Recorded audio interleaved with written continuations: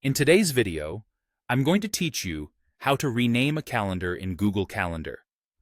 Renaming a calendar can be a helpful way to keep your schedule organized and easily identifiable, especially if you manage multiple calendars for different aspects of your life or work.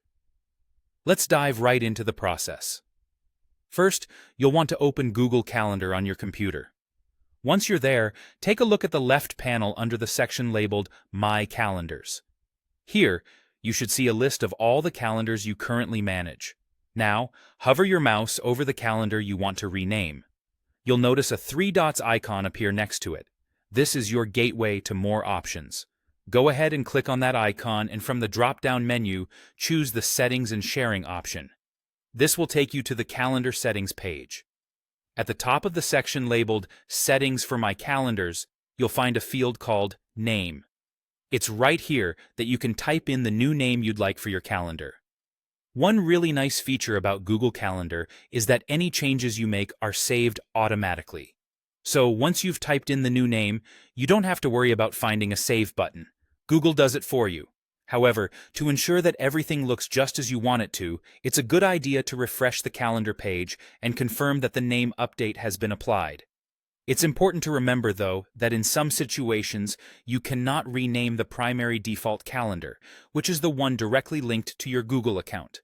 You might only be able to change its display name locally, so keep that in mind as you make adjustments. Now, let's touch briefly on a related topic: deleting or permanently removing a calendar. Once again, start by opening Google Calendar on your computer. Under the My Calendars section, hover over the calendar you want to delete, just like we did before. Click that same three dots icon and select Settings and Sharing.